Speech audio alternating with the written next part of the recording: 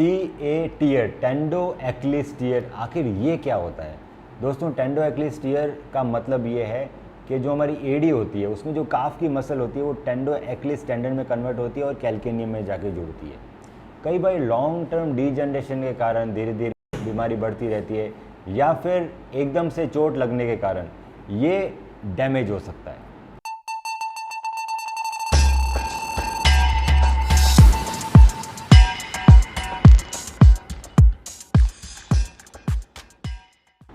तो जो हमारी काफ मसल है जहाँ कैल्केनियम में जुड़ रही है वो टेंडन वहाँ से उखड़ जाता है, इसको बोलते हैं टेंडो एक्लिस टियर। कई बार बिना उखड़े भी उसकी कंडीशन ख़राब हो जाती है, बहुत ज़्यादा टेंडिनाइटिस हो जाती है, उसमें डीजनरेशन आता है टेंडो एक्लिस में, पीछे हड्डी भी उग सकती है आपके कैल्केनियम में। इस कंडीशन में आपके एडी के पीछे बहुत तेज़ दर्द होता है, अगर वो पूरा टूट गया है तो आपकी एडी चलना भी बंद हो जाती है। जब आप एमआरआई कराते हैं तो आपको टेंडन के अंदर टियर दिखाई दे सकता है, टेंडन में कैल्सिफिकेशन दिखाई दे सकता है, साथ में एक्स्ट्रा बोन फॉर्मेशन भी दिखाई दे सकता है।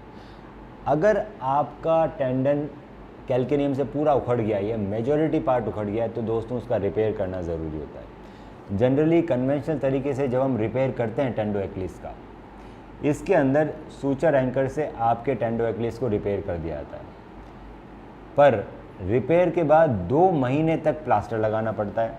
2 महीने के बाद जब प्लास्टर आता है तो धीरे धीरे रिहेबिलिटेशन चालू होता है।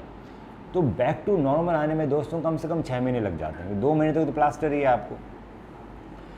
ये ऑपरेशन अगर हम इंटरनल ब्रेस से करें, जिसका नाम है स्पीड ब्रिज रिपेयर, इसके अंदर दोस्तों हम टेंडो एक्लिस को पूरा कैल्केनियम से नॉटलेस तरीके से रिपेयर करते हैं। रिपेयर के अंदर हम 4 बायो कंपोजिट एंकर का यूज़ करते हैं स्पीड ब्रिज टेक्निक से। फाइबर टेप का यूज़ होता है, ना कि वायर्स का यूज़ होता है। फाइबर टेप का जो होल्ड होता है टेंडन में वो बहुत ज़्यादा स्ट्रॉन्ग होता है। साथ में ही इसके अंदर डबल रो रिपेयर होता है। डबल रो रिपेयर का मतलब है कि स्टेपलर के जैसे रिपेयर किया जाता है। इसका ये मतलब रहता है जैसे सपोज़ ये टेंडन है और टेंडन हमें यहाँ चिपकाना है। सिंगल रो रिपेयर में हम एंकर डालेंगे और जो उससे धागे निकलेंगे हम उसे टेंडन चिपका देंगे, तो ये सिंगल रो रिपेयर है।